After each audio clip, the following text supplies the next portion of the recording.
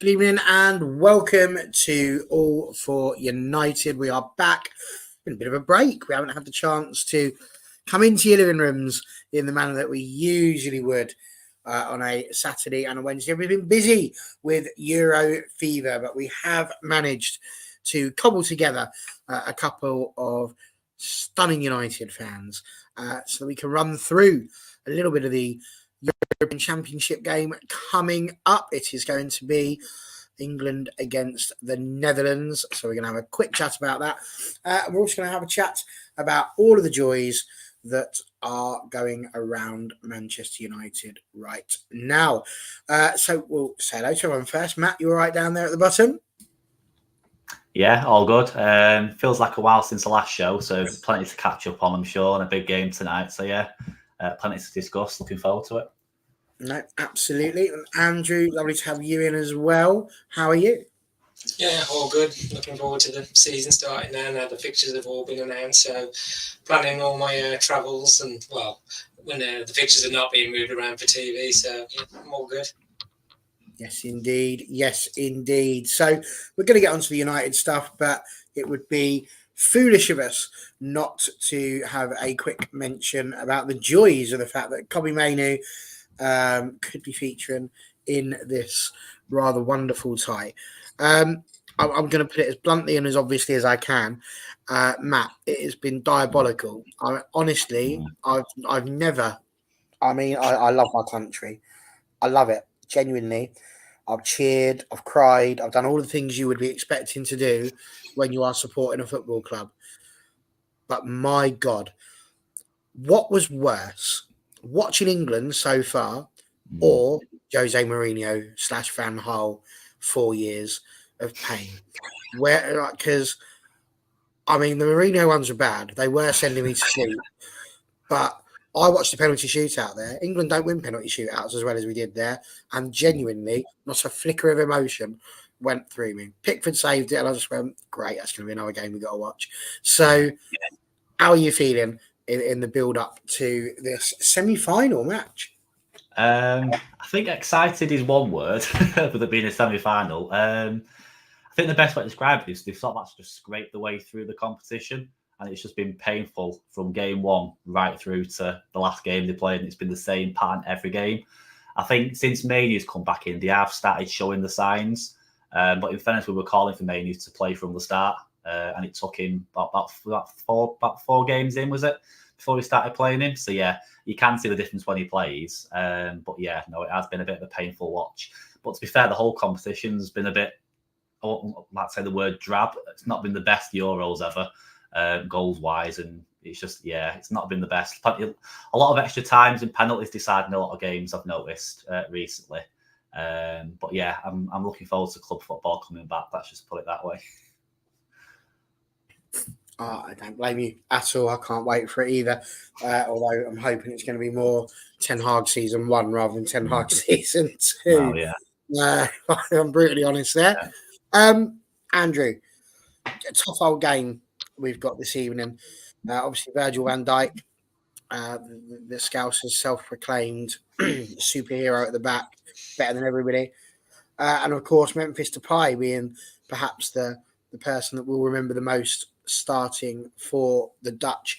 But from our point of view, it looks like he's going with a 3-4-3 formation that did work. It was a better performance insofar as it only took us 80 minutes to get our first shot on target, as opposed to the 97 minutes that it took against Slovakia. Kobbie Mainoo is starting, which of course is great news. How have the England games been for you? Because I know you've been watching them down the pub today. I think you're watching it from your bed and falling asleep like the rest of us.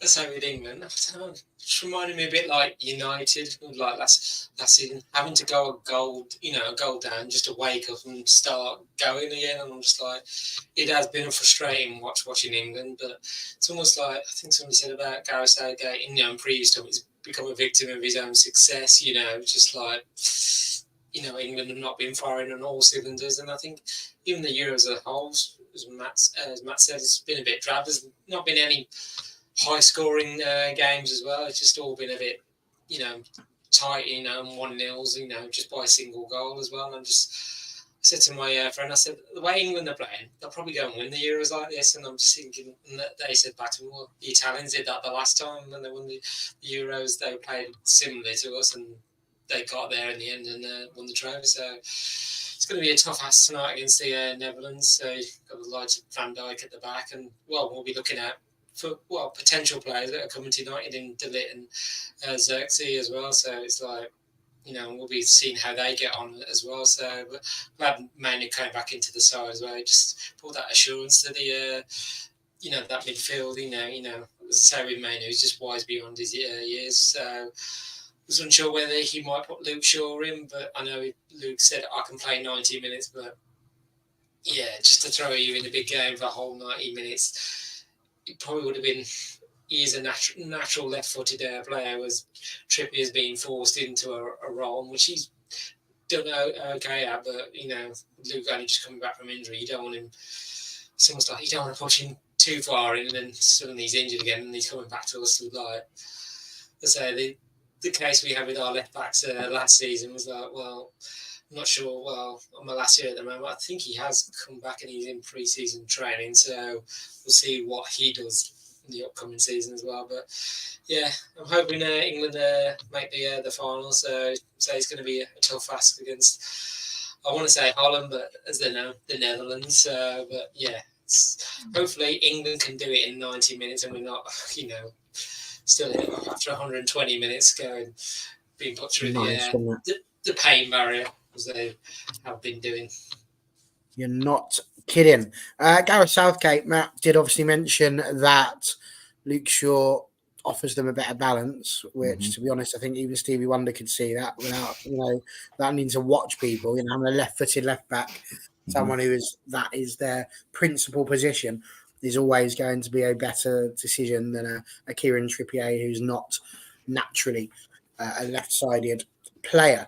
But on top of that, we'll also potentially have the opportunity to see Daley Blind again, and of course the star striker that is Wout Weghorst. I've got a fiver that Veggy's going to come on and score a goal just to wind me up. What do you reckon? And should you expect to see Luke Shaw?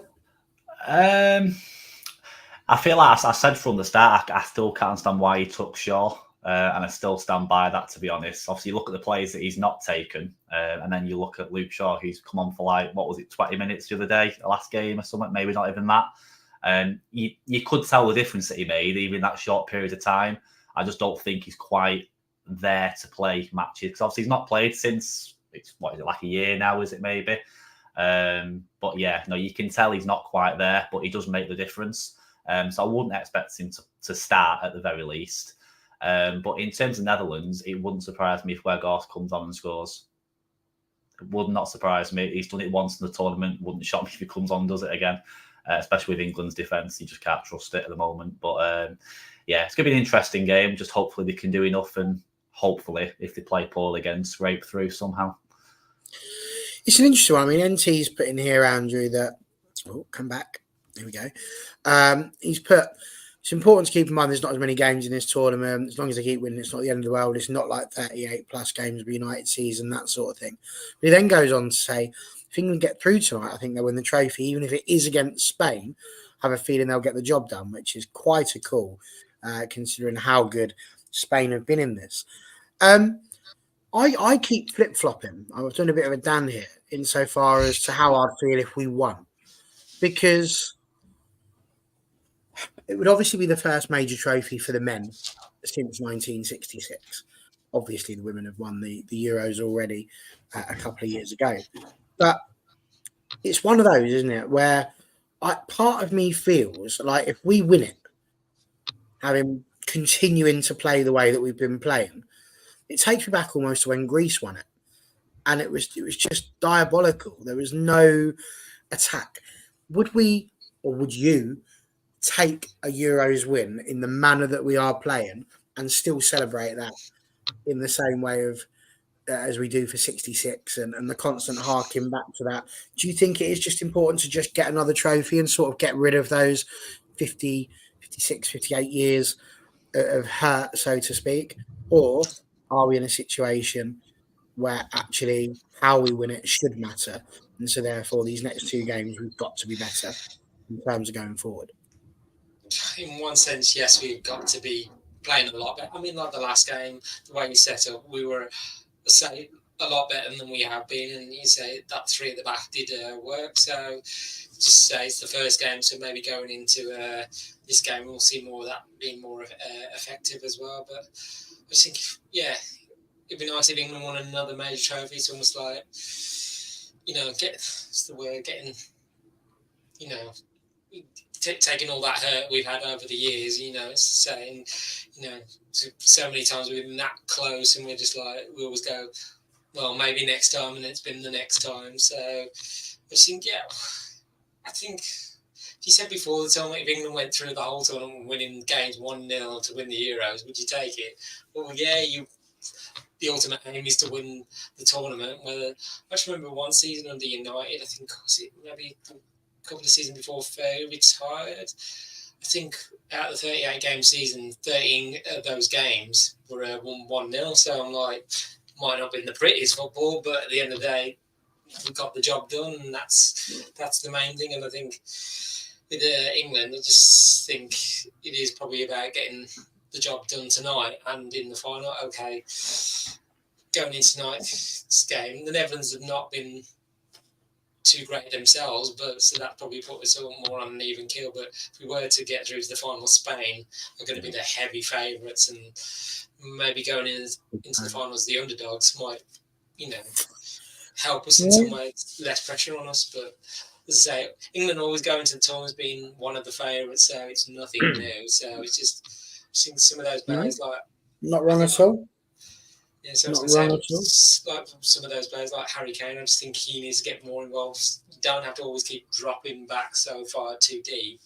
I know you're trying to help your teammates out, but when you drop back deep and when you do get the ball in attack, there's no one there up top to get to. It doesn't help. It seems like something is just missing in terms of what we're trying to do there. Connor's quite right here. He said, I've always said to him about the Women's FA Cup and all that sort of thing. Doesn't matter how you play when you're in the cup. And he's right. But as I said, I'm flip-flopping. And the reason I'm flip-flopping is I think because it's England. Like for United, I want them to win, so I don't really care too much. Like I will always celebrate the fact that we won trophies under Jose Mourinho, but I will also say I didn't enjoy it. I know there's been people that haven't enjoyed the football under Mark Skinner, that they're quite within their rights to feel that way. But winning a first trophy, I think, is massive. This isn't the first one for England. It's not like we've never won one. This has been the case of when you consider everything we've done coming up to this tournament and the players that we've had. When you're talking about having Harry Kane, who's been sort of smashing records in terms of goal scoring, Phil Foden, who's supposed to be the best thing since Pele, Jude Bellingham, who is effectively Lionel Messi, but taller. All of these sorts of things that we've got. Saka being a fantastic, Mainu, our little star boy in that respect. You've got all of these players who can perform, but they're just going forward. They don't seem to have it. So I understand it. Connor's completely right to call me on that. That's absolutely what I would say. And that's what I mean. I think if we win it, we're not going to be sitting there going, yeah, we were crap though. We're going to sit there and go, yeah, we won it. Have that. But I just haven't enjoyed a game yet. Like I don't even watch the qualifiers more often than not. It's only because there's nothing else on. Like, if you give me the opportunity to watch Arsenal against Celtic even in a pre-season friendly, I'd probably put that on over what we're about to watch tonight. But, I don't know. There we go. And NT saying, I think times have changed. Don't think most England fans, at least online, be that happy or impressed with winning, considering the football. Doesn't think it matters, really. And then NT also talking to the boss, saying not a single Greek person gave 2 shakes of a doggy's tail about winning it in 2004 with bad football. And I agree. I don't know. There's just part of me that's just thinking it wouldn't be all that memorable. I wouldn't be sitting there going, wasn't 2024 a great year for winning the Euros? How good are we? When realistically, we know that we had 2 shots on target in 2 games, and that was what won us. And both times it took us into extra time. And, I don't know. It's a bit mad. And this is what NT is saying. So it's probably time for just the three of us to have a quick chat about our predictions, because it was very interesting. So I can confirm that Dan, who obviously isn't here, said that Portugal were going to win it, and that Mbappe was going to be the top goal scorer. So I would imagine that's why he wasn't able to make it this evening, because he's had another hungry moment in that respect. To be fair, I said Germany and Hoyland, but unlike Dan, I stand up to the decisions I've made. And actually, I think the Spain-Germany game was a really good one. And I think you were almost in a situation where, with whatever happened in that game, you were looking at the potential finalists. But it was very different for you guys. Beanie went for England, which is what you did as well, Andy.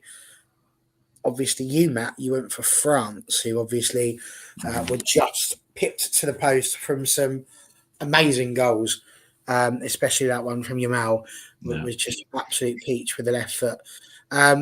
Disappointed, Matt. Do you wish you'd gone for something else, or do you think actually?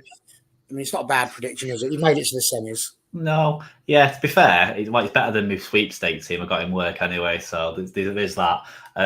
No, to be fair, I do stick by the fact that I did choose France, because at the start of the summer you would put France down as probably one of the heavy favourites to win it, just because of the players they've got. And in fairness, like you say, they lost it against a good Spain side by 2 quality goals. So at the end of the day, it's what it is, and they got to the semis. So I'll take that as a prediction. I'm happy with that. So, what do you reckon, Andy? Are you going to be in a situation where in, let's say, 3 hours' time, then hopefully that will cover all possible eventualities. But in 3 hours' time, do you reckon you're going to be like Matt, crying into your semi-final loser's basket? Or are you going to be one of 2 people left from the AFU team who predicted a winner potentially?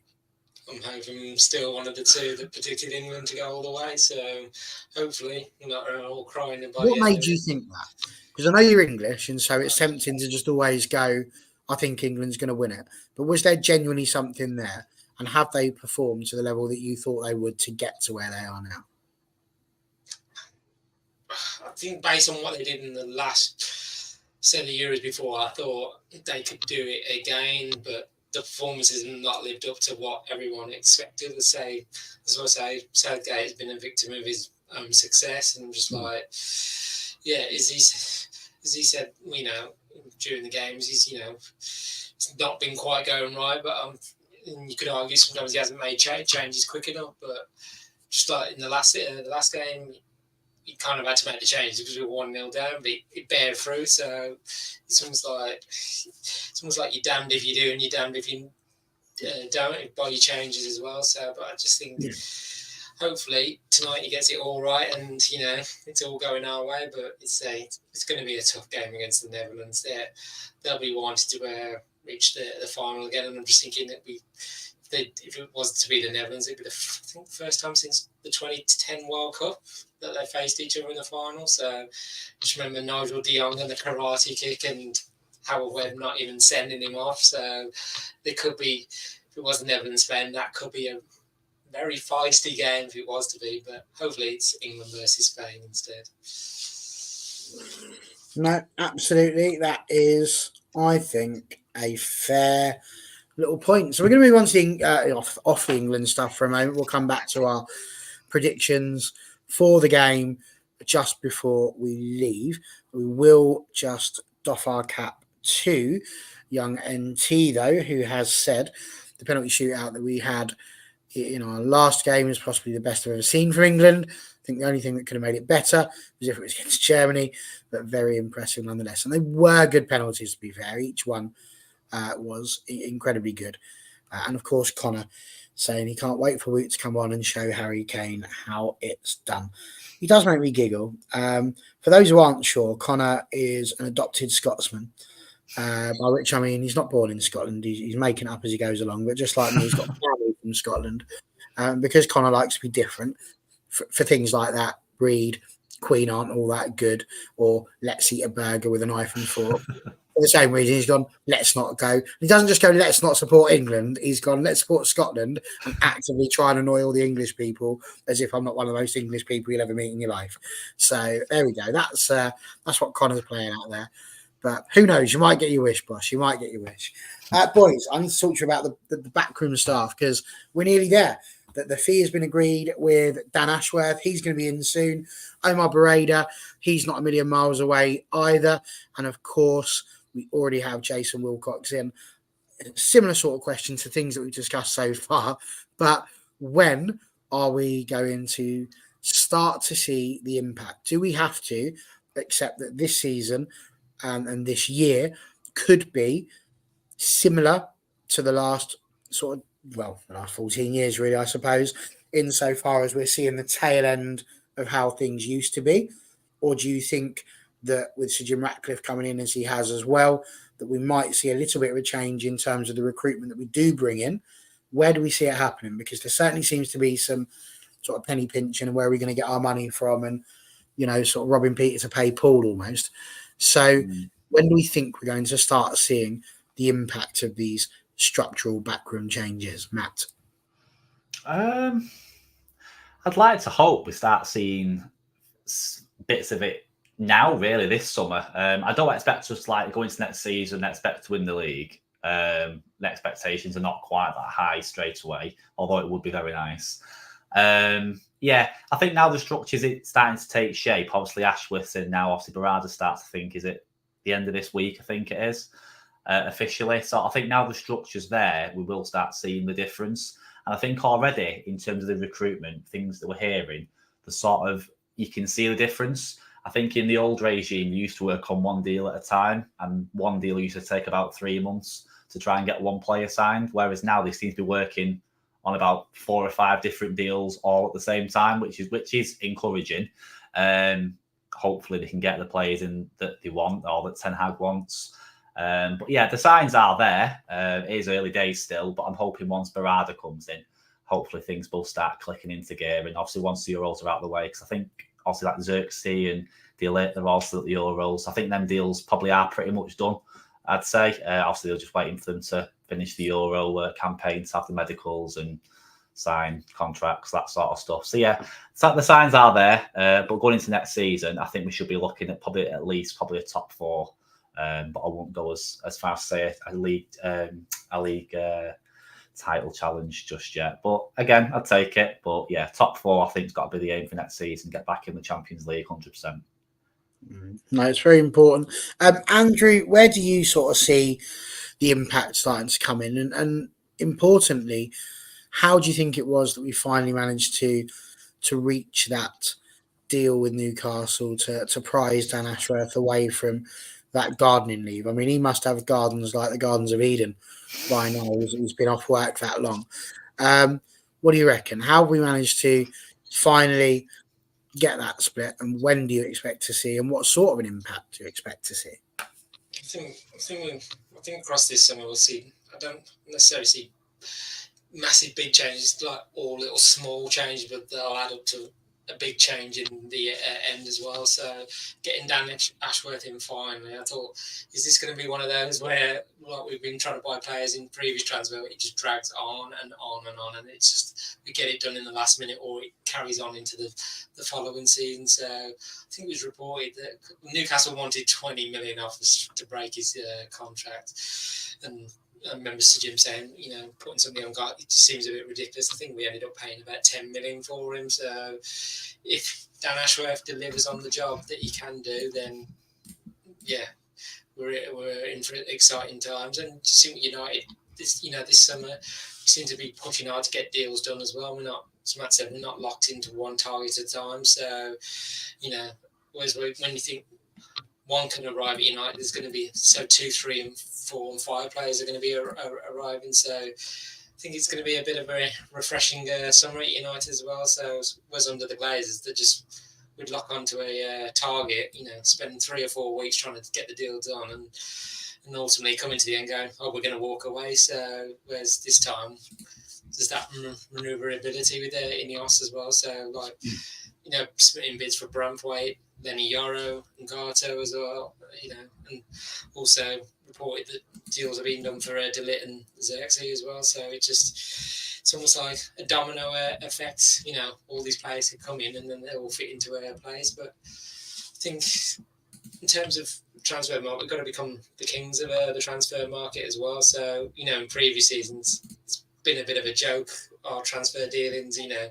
Every time we come in, it's almost like the United tax. We're going to put on more money for us to spend. So, at least, as I said, it'll not be easy to build our reputation in the market, but it feels like we're getting the right men in place as well. I think Ten Hag's given an interview and said the Ashworth and Jason Wilcox now, and they're going to raise the bar as well. And now with Omar Barreda coming in as well, so I just think he'll be wanting to make United even bigger. So one thing with Barreda coming in, his first chief exec to be hired externally rather than a chief exec that's been promoted within the club. So, which is what he needed, somebody from the outside to come in and say, well, fresh eyes and go and fresh ideas as well. So, yeah, it's just, I say, not only make United a bigger global powerhouse, he'll know exactly how to do it from his time at City. So, and with Dan Ashworth, I know the recruitment side,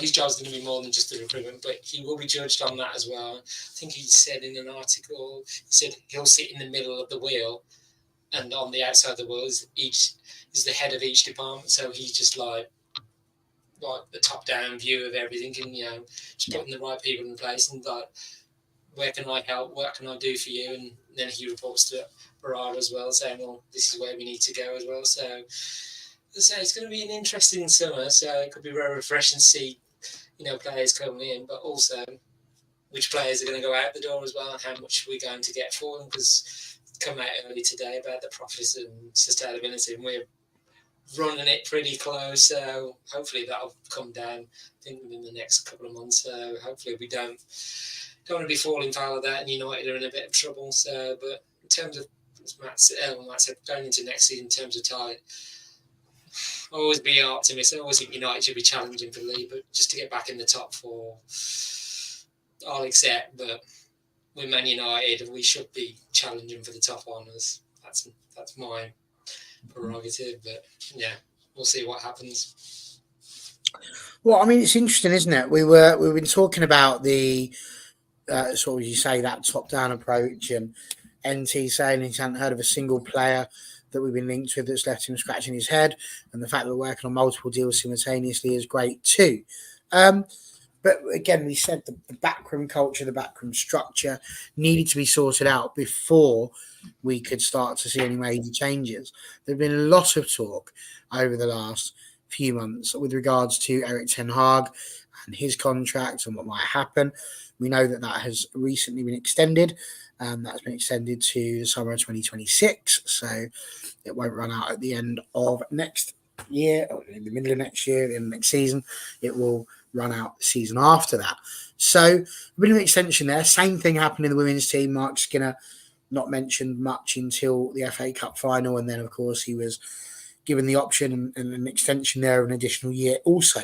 So it kind of feels like both the men's and the women's team have looked at their managers and gone, well, you've got a new structure now. This is your chance. Give us a year.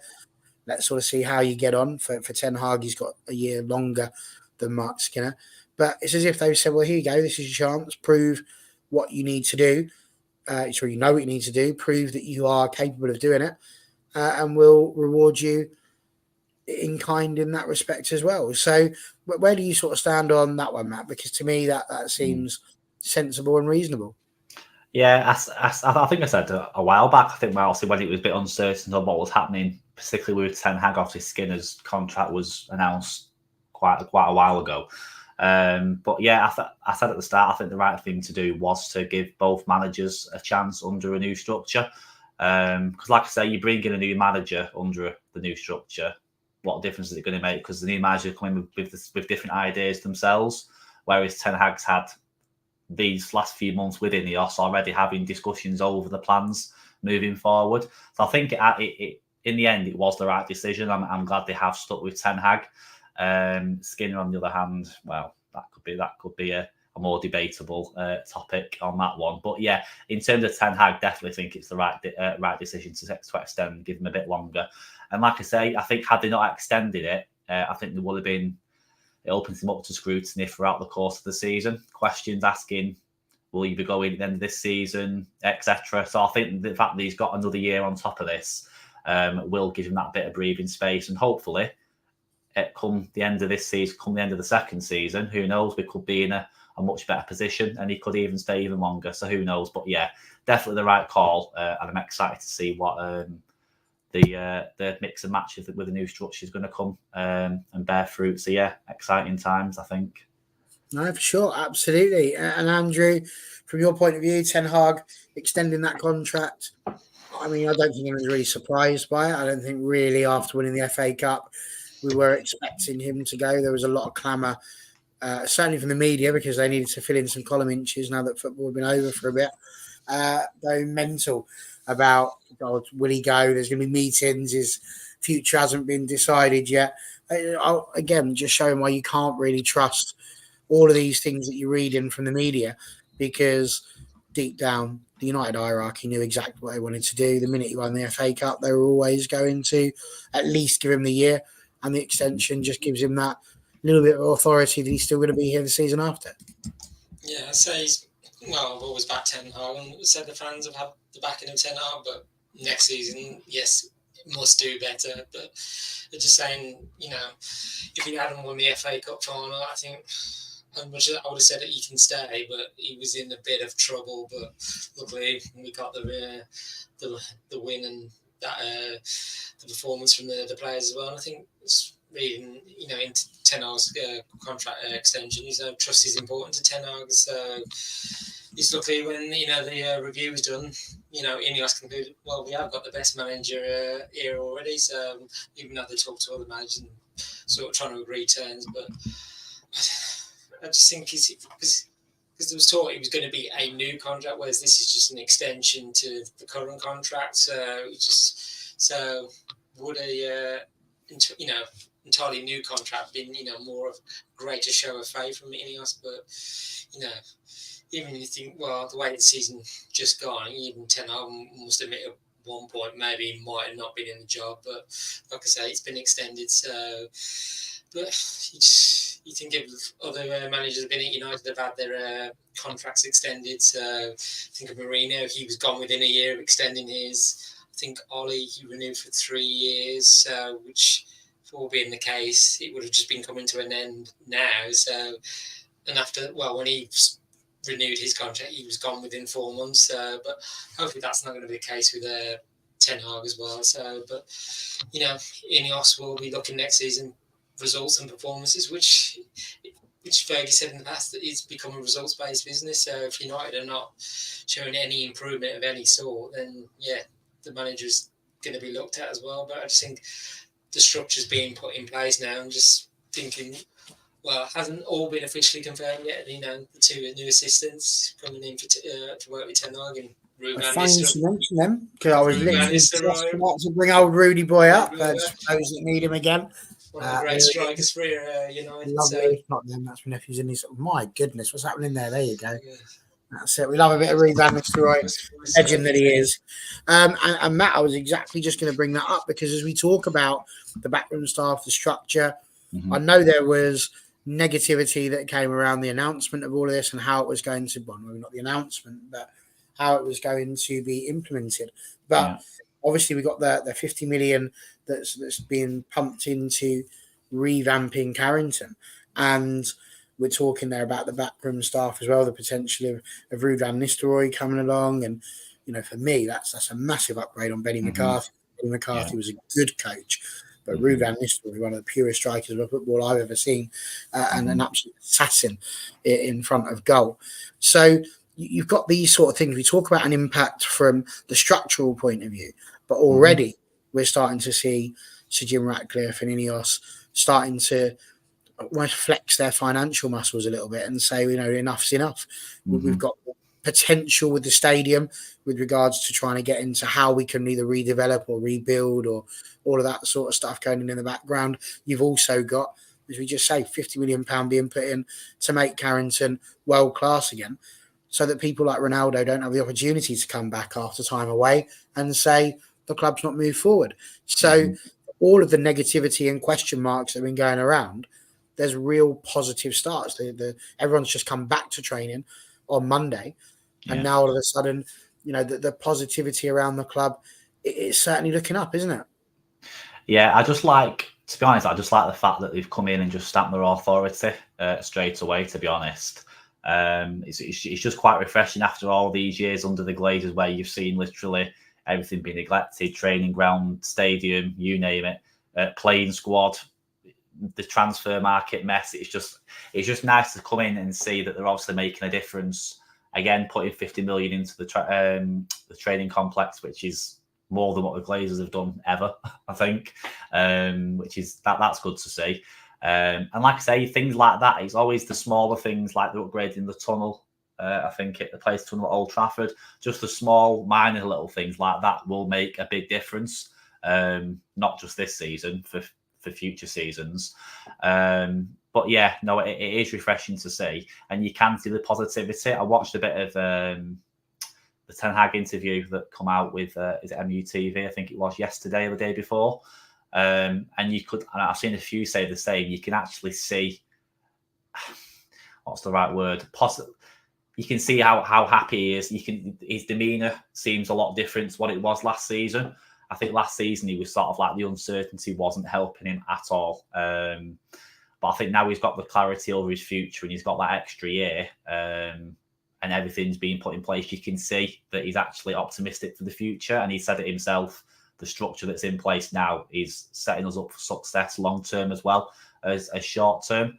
But yeah, no, it is actually genuinely exciting to see. And I'm one thing I'm really happy to see as well, more than anything, is the fact that when they're putting offers in for players now, they're not going in with massive bids like we used to do, making ourselves look desperate for players. They're going in with low ball offers and testing the waters. That is, for me, the best thing I've probably seen so far, to be honest. And just like how effective they're being as well about it. They're not just throwing all the cards on the table and going, here's 80 million, like they did with Anthony or Maguire. So yeah, it's encouraging. All the signs are there. Hopefully they keep it up. But the changes in coaching staff for me is another key one. And apparently Ten Hag was on board. Apparently it's all his idea, apparently. All these new coaches coming in. Van der Gaag's one that's a bit of a surprise to see him go, because he's been his right-hand man for quite a while, to be fair. So yeah, it's going to be interesting to see how it pans out. But Van Nistelrooy really does excite me, to be honest. Out of all of them, obviously Rennie Hack, I don't really know too much about him, to be honest. But it's fresh ideas, fresh eyes, fresh faces. So yeah. Hopefully only good can come from it. Interesting indeed. And Jennifer pointing out that Weghorst and Sabbats are not necessarily big names, but we couldn't hold on to them, which is true. But maybe we'll see some changes on that now. And NT saying they've definitely shown more intent in a few months than the Glazers having 2 decades. And Andrew, it's pretty much what we're getting to here, isn't it? Is that, you know, if you were to get 2 decades of rust on a bike, it'd be really hard to get through that. You know, that would not just be a simple bit of a, you know, grab a sandpaper and just start scrubbing away. It would take a while to get it back to where it should be. The simple fact is that Manchester United at the moment is like a dilapidated house. It's been left alone for 14, 15 years with no love, care or attention going into it. And occasionally getting squatters that just go in there and make it a little bit worse each time. And it's going to take a while. You know, you think about any household renovation or any time you move, it always takes a while to get it to look how you want it to. But, I mean, the walls are being painted and we're seeing the poly filler, other fillers are available, being used all across the show. And where you can really start to see it might not be all singing, all dancing and painted the way everybody wants it to be. But you can certainly see the structure being rebuilt and the foundations being put into place, can't you? Yeah, and as Jim Filler said when he came, we're going to walk to the right solution, not run to the wrong solution. So it just sometimes in the previous, past, we've not been trying to run to things, and sometimes it just hasn't worked, and just like it's all come falling back down again. We said like over the years, another reset, another change, and this is the final time. It's going to be United's going to be back on the front foot, and be one of the the ones at the top table, leading it. So it's been like several false dawns with United over the last several seasons. Like we were thinking, oh, now it's going to happen, but I don't know. Only time will tell with Ineos. Now they're in, and and you can see with their influence is not just on the football operations; it's on everything. Over the club, and the Glazers are just like, well, we're happy for you to do it all. So it's almost like, well, if it all works out, fine. If it doesn't, the Glazers can then go and, well, they'll know where they'll slowly put the blame towards if it doesn't all work out. But, I'm just thinking on the case of Ten Hag, as Matt said, he selected his own assistant. It wasn't like it was forced upon him. He chose those two assistants as well. So, and also with that contract extension as well, just the influence he had over the transfers as well, because he has a veto in that contract for any signings, of which it still stands in that contract, even with the extension as well. So, I think there's a greater structure with United now in terms of the transfers. So, was Ten Hag the last 2 seasons, he's had to step in and fill in the gaps. So it could be the case now that they're bringing in players he could say, don't like this player, doesn't fit in but the structure's coming back. Well, we've got these alternative players as well, so not just leaving just well, don't like that player, but there's no one else. It's going to be those other viable options as well. And with Dan Ashworth in there as well, and the other opponents, gives Ten Hag the opportunity to prove himself. Within that rebuilt and reformed hierarchy as well. So it's at least Ineos, their review is like they decided to stick and not twist. So just like go down a completely different route, because I just think Ten Hag deserved the chance. With the structure, and even we said like on the women's side as well with Mark Skinner, just like he's not been everyone's favourite cup of tea, but he won us the FA Cup, so saying we haven't had the greatest league season, both the men's and the women's. The most almost mirrored each other. So it's just like let's see what can happen now, and then then go from there, and then decide what's the best to do next. Whether we carry on with who we've got, or do we have to move on? But results and performances will determine that next season. So, but so. For sure.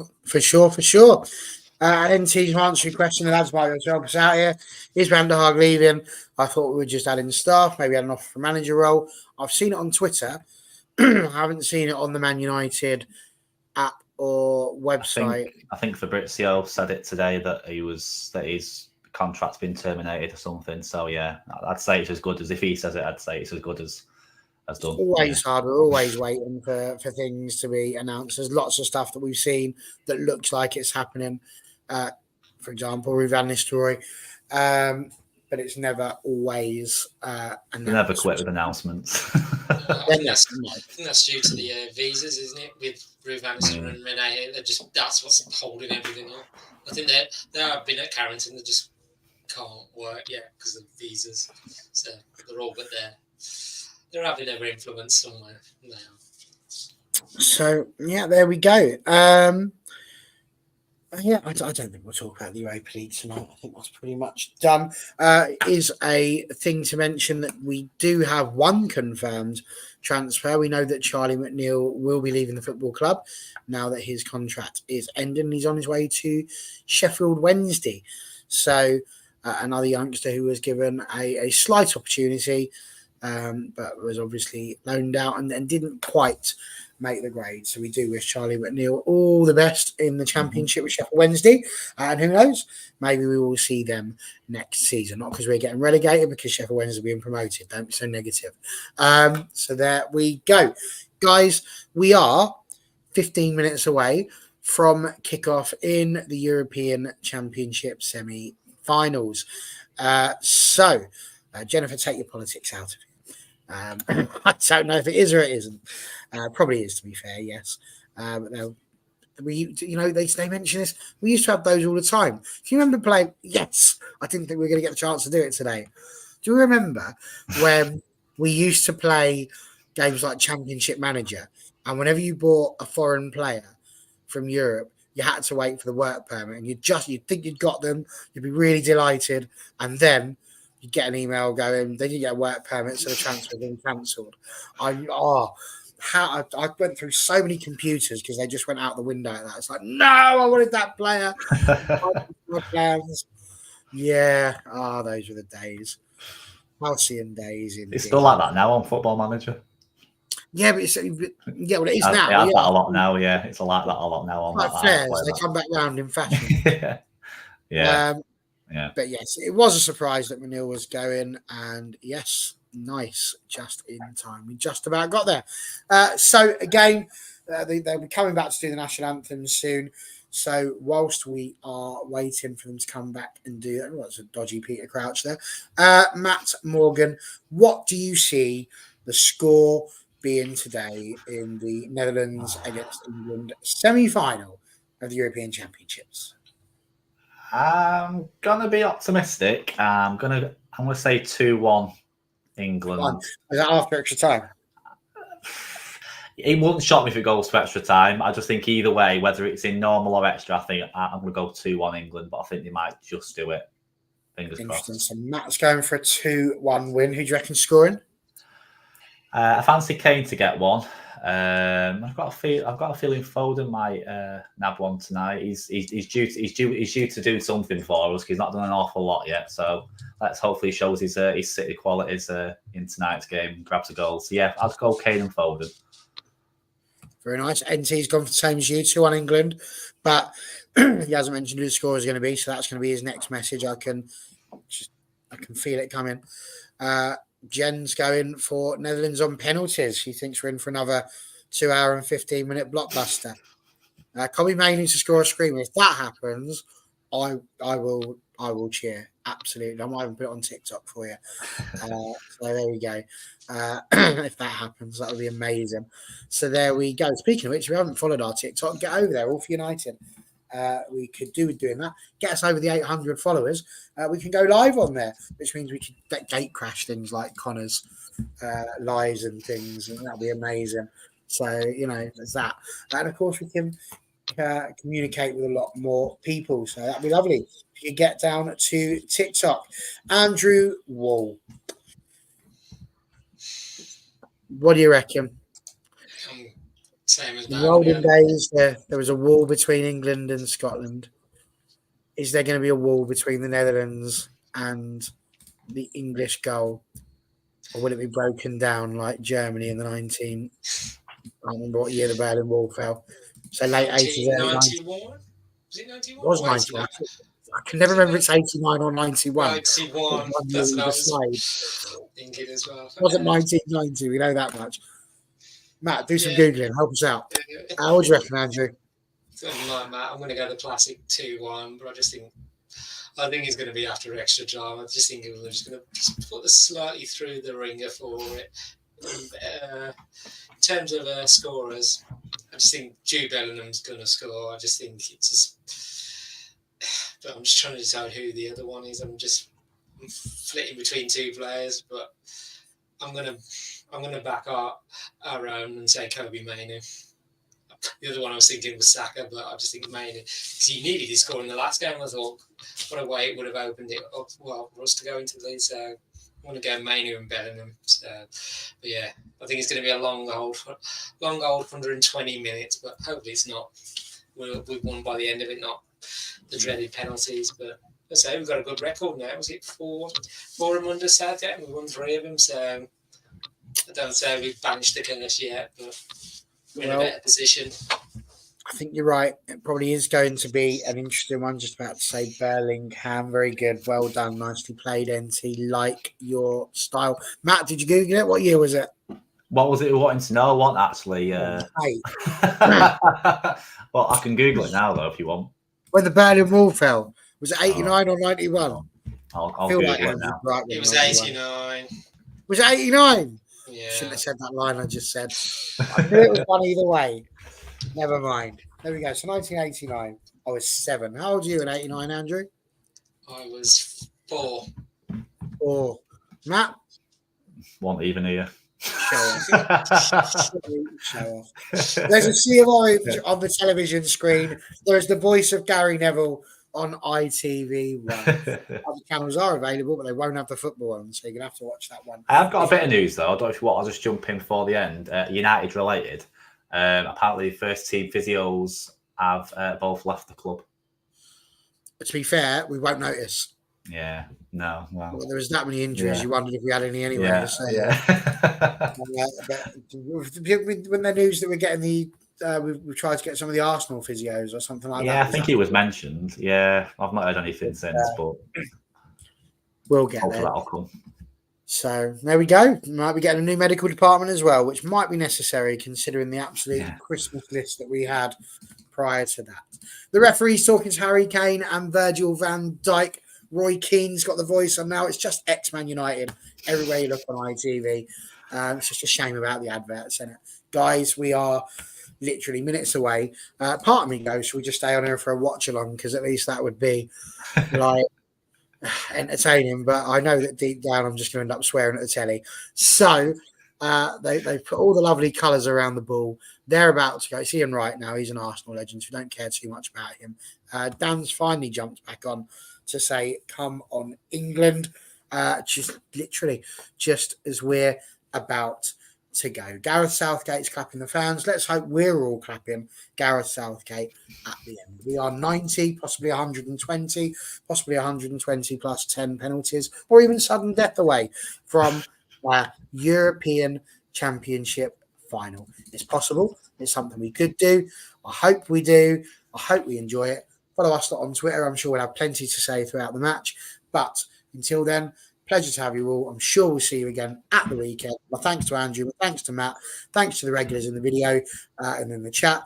And if you're watching this back, hit like, hit follow, all those buttons you're supposed to push, subscribe, do all the cool stuff, and go and follow our TikTok.